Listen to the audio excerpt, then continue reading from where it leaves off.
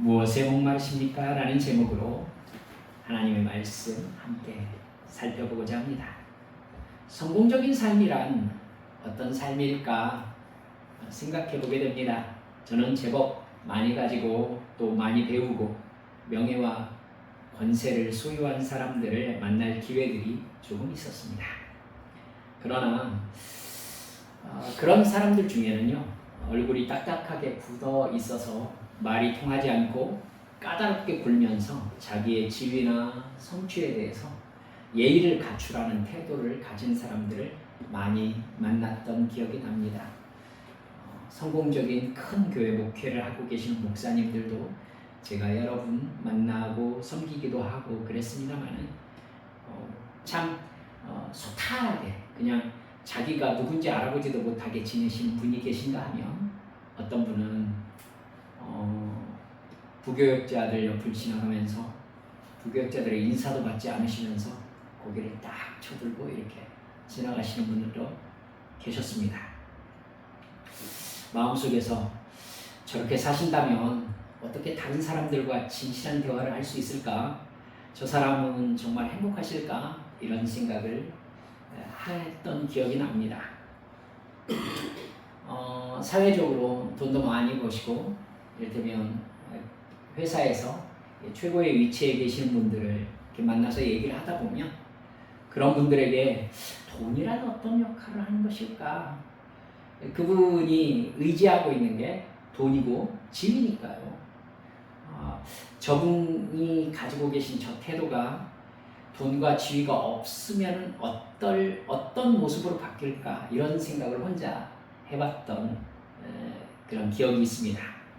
제가 정말 행복해 보이는 분을 만난 기억이 있습니다. 좀 오래된 기억입니다만 한 가정을 제가 방문했었습니다. 네, 남편께서 집 앞 텃밭에서 농사를 짓고 계셨습니다.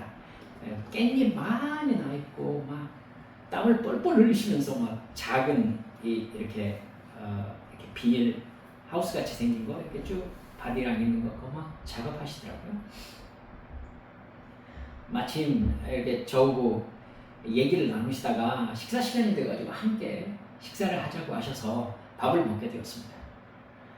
근데 나름대로 손님인데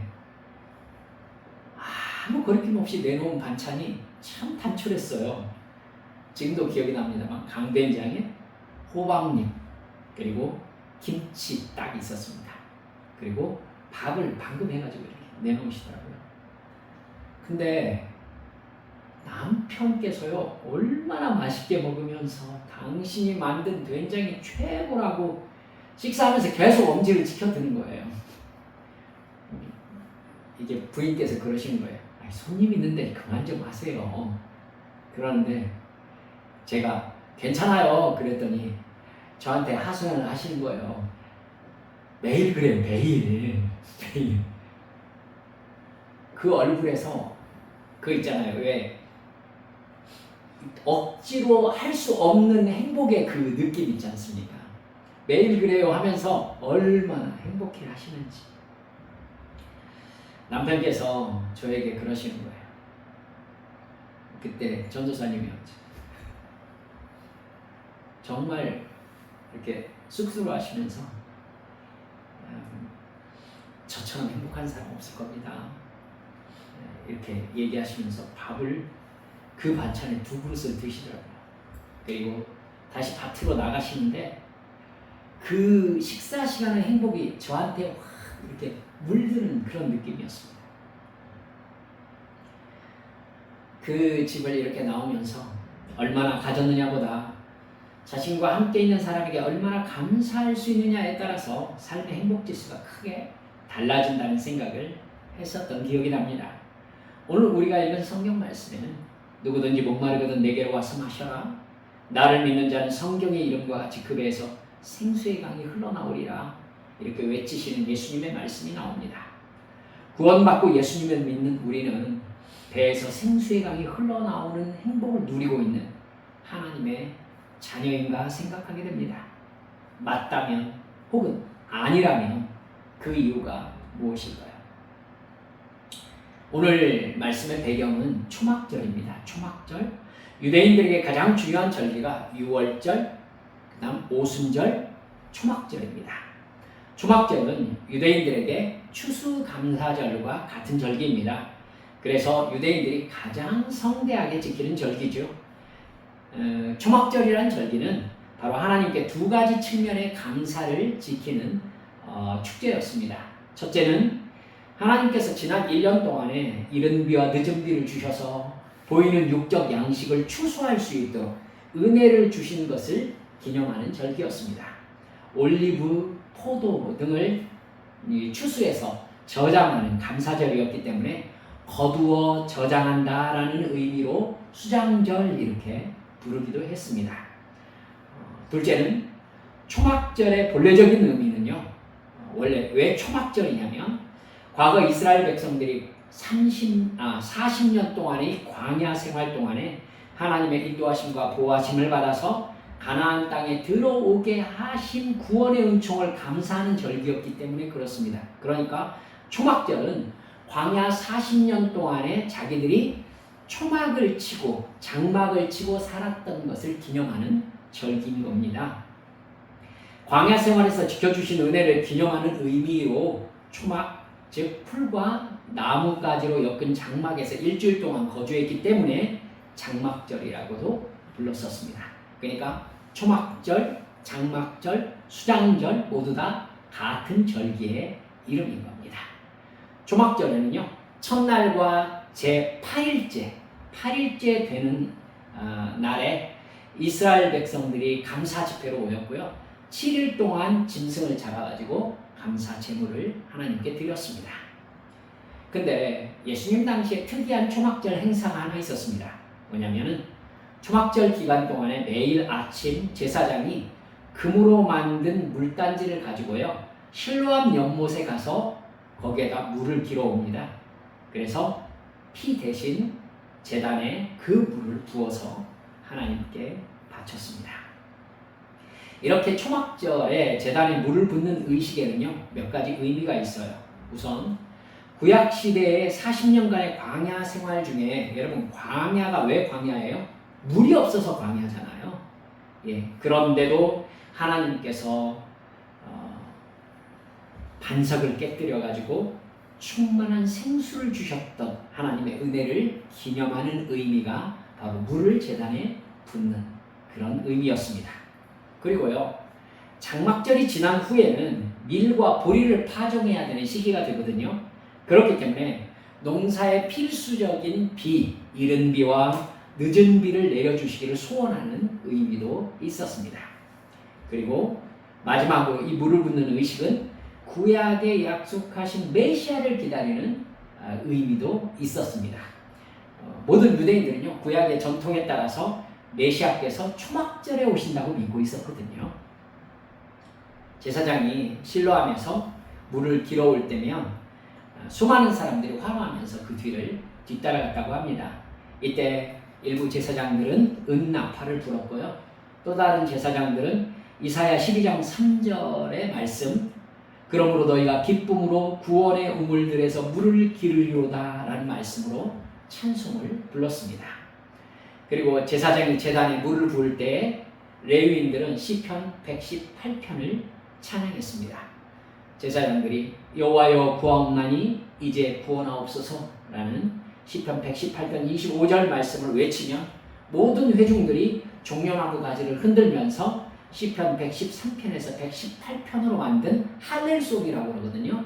그 노래를 불렀습니다.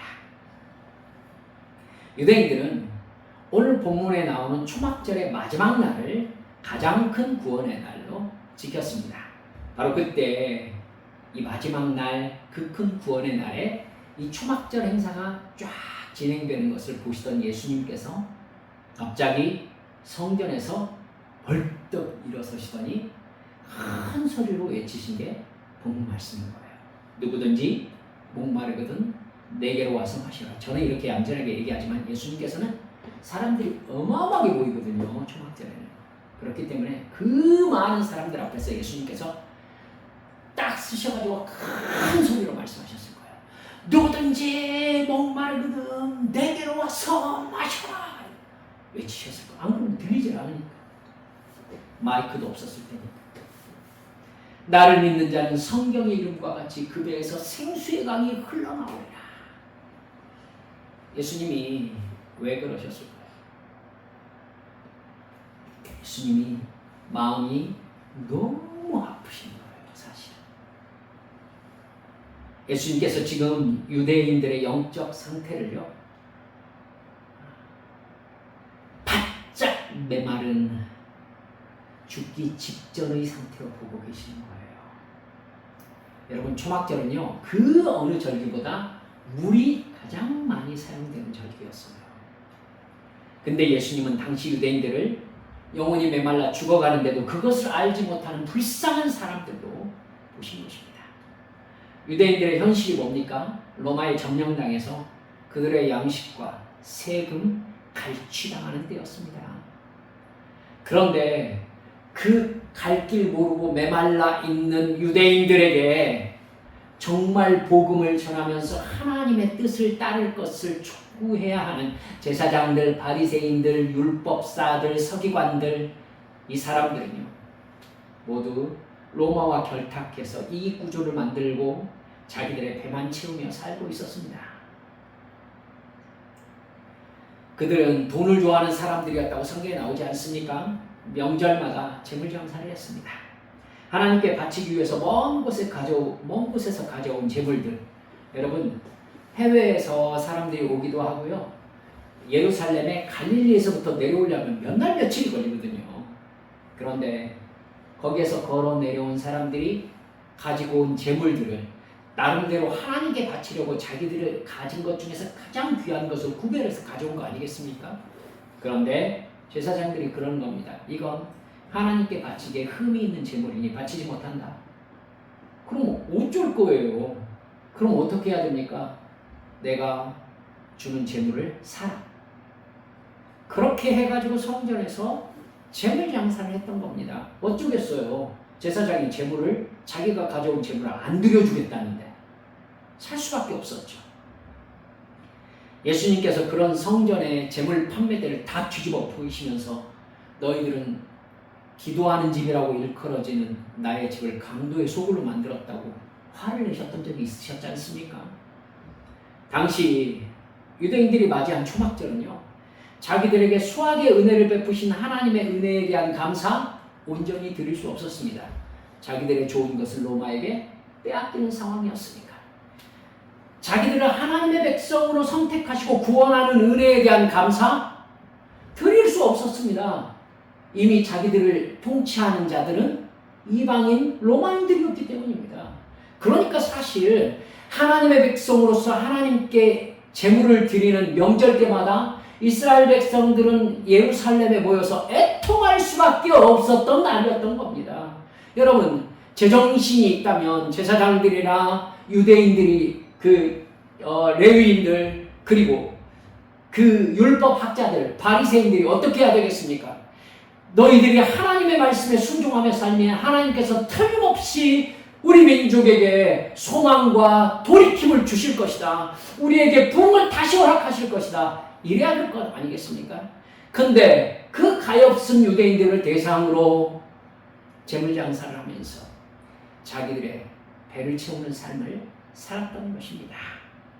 그러니 하나님의 백성이 하나님의 구원의 은혜에 감사하고 하나님께서 우리에게 양식 주심을 감사하고 우리들에게 충만한 물 같은 은혜를 부어주신 그 은혜에 감사하는 초막절은 형식만 남은 메마른 초막절이었던 겁니다. 유대인들은 그렇게 현실과 동떨어진 초막절 절기를 지키기 위해서 아주 먼 길을 여행해서 성전이 있는 예루살렘으로 여행으로 왔었습니다.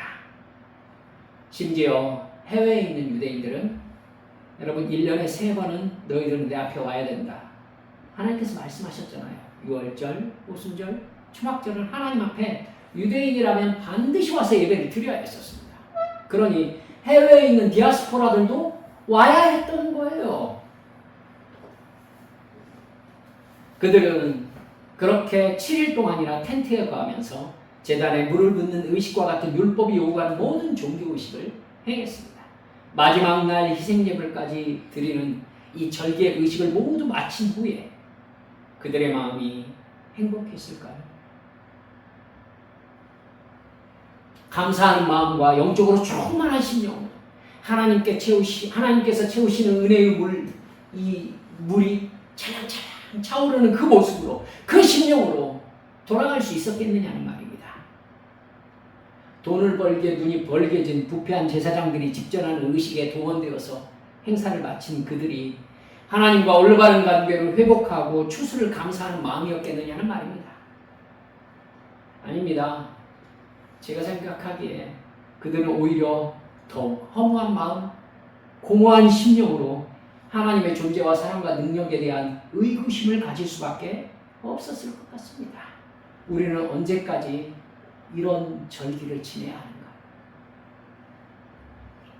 사랑하는 여러분들, 에덴 동산에서 생명의 근원 되시는 하나님으로부터 분리된 죄인이 되어버린 다음부터 인간에게는 근원적인 영적 목마름이 생겨났습니다. 그 결과 인간에게는요, 영적인 목마름을 채우려는 끝없는 욕망이 본성에 내재되어 있습니다.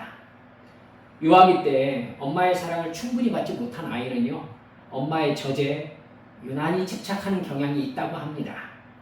채워지지 않는 사랑 때문에 자꾸 엄마의 사랑의 상징인 젖을 그리워하고 집착한다는 것입니다.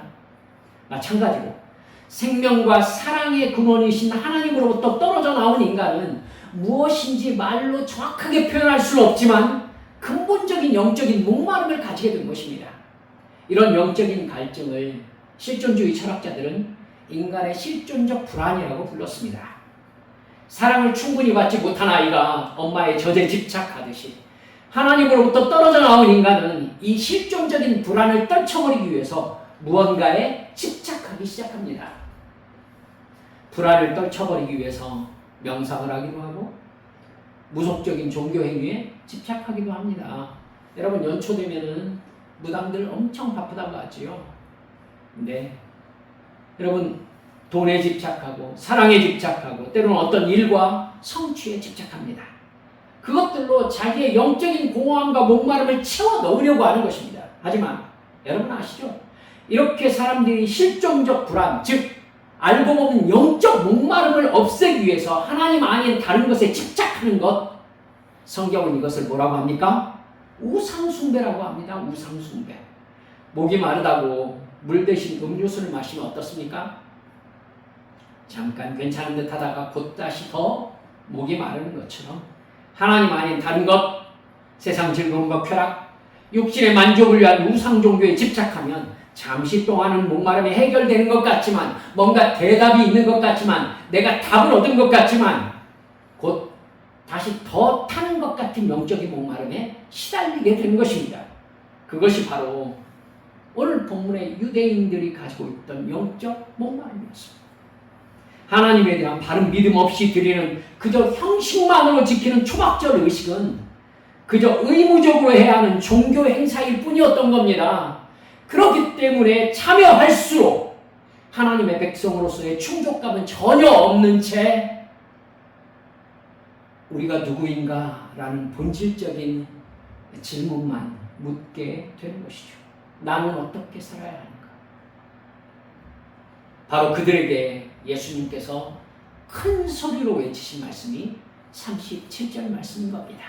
누구든지 목마르거든 내게 와서 마시라. 예수님 말씀 마음을 아시겠습니까?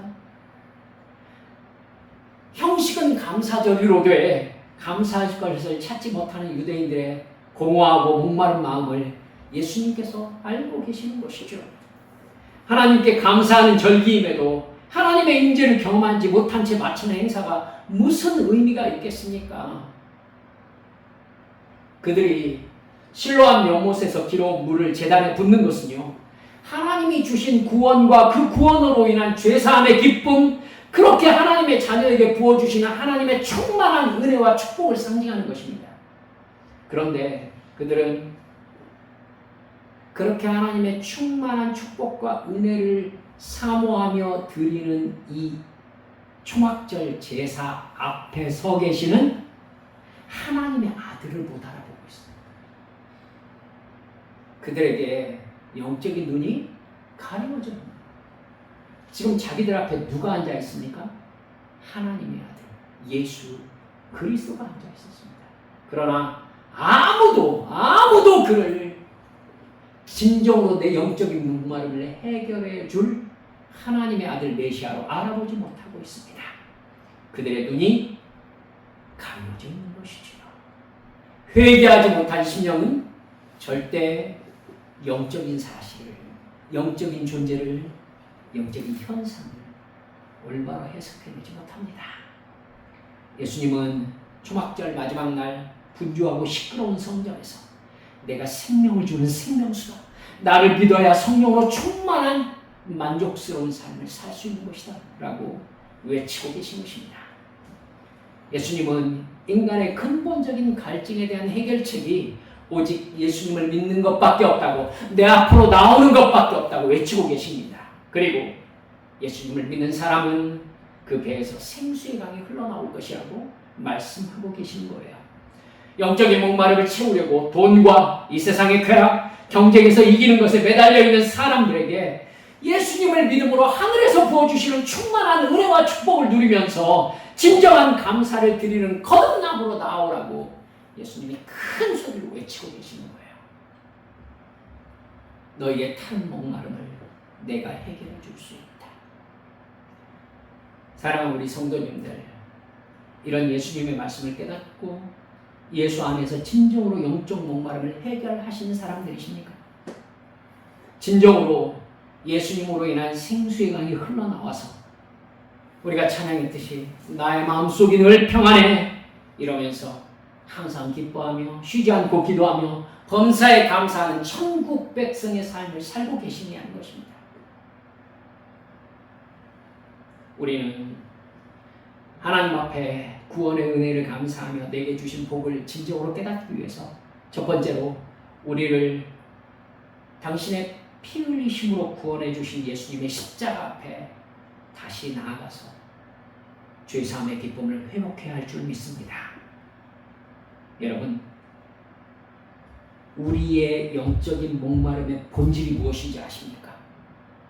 바로 죄사함의 기쁨이 메말랐기 때문입니다.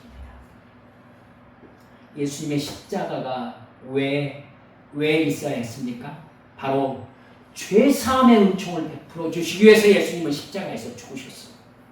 그런데 여러분, 지금 교회 다니는 정말 많은 사람들이 나의 죄를 사함받았음을 하나님 앞에 진정으로 감사하며 눈물 흘려 감격하는 사람들이 얼마나 있습니까?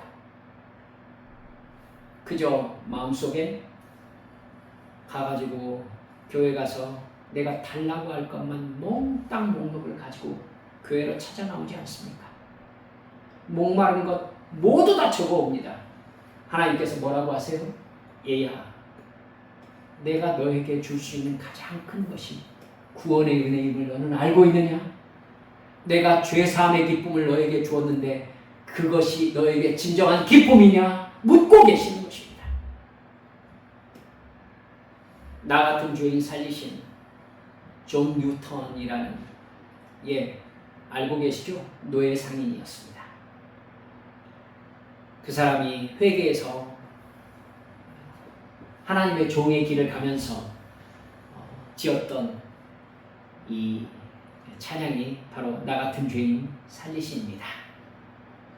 기독교인이라면 모르는 사람이 없는 찬양이지요. 이 존 뉴턴이 세상을 떠나기 전에 치매 증상이 생겨서 모든 것을 다 잊어버렸다고 합니다. 자신의 나이로 생일도 잊어버렸다고 해요. 그럼 뉴턴 목사에게 어떤 사람이 물었다고 하죠. 목사님, 지금 기억하고 계시는 것이 무엇입니까? 그러자 뉴턴이 대답을 했지요. 네, 두 가지가 있습니다.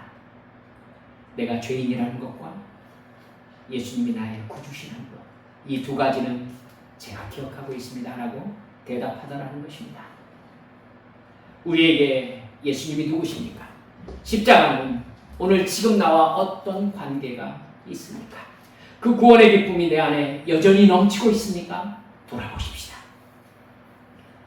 둘째, 그 배에서 생수의 강이 흘러나오는 만족과 기쁨과 행복을 누리기 위해서는 여러분 성령으로 충만해야 합니다. 할렐루야. 세상의 재물과 세상의 즐거움, 내 육체의 만족은 여러분 진정한 만족이 있을 턱이 없습니다. 여러분 알고 계시지 않습니까? 예, 애플의 회장도 애플의 CEO도 세계에서 가장 돈이 많은 사람이었을 때가 있었는데 여러분 최장암을 어떻게 하지 못했습니다. 그거 가져서 어떻게 하겠다고요? 자기가 번 돈 자기가 쓰고 갔습니까? 사랑하는 여러분들, 우리의 갈망, 우리의 불만족, 우리의 실존적인 불안은 돈이 없어서가 아니라 하나님과의 사랑이 충만하게 느껴지지 않기 때문입니다. 나를 하나님이 지으셨기 때문에 오직 하나님의 영이신 성령만이 하늘로부터 부어지는 생수의 강이 나에게 넘쳐서 이웃에게 흘러가는 그러한 복을 누리게 할 수 있음을 믿으셔야 합니다. 기도하지 않으면 결코 성령 충만할 수 없고 성령 충만하지 않으면 결코 영적인 눈과 귀가 열리지 않습니다. 영적인 귀와 눈이 열려지지 않으면 그 사람의 인생은 여전히 영적 갈급함을 해결하지 못합니다. 불안 속에서 어떻게 해야 하나 영적 어둠에 갇혀 헤매는 삶을 살다가 결국 지쳐 쓰러지고 말 것입니다. 교회 다니는 우리들은 이 부분에 대한 본질적인 갈망들, 고통들 해결해 가는 삶을 살고 있느냐는 것입니다. 하나님과 진정한 사랑의 관계를 맺고 계시느냐 하는 것입니다. 말씀을 마칩니다. 여러분, 우리 안에 죄사함의 기쁨이 충만하시기를 주님의 이름으로 축원합니다.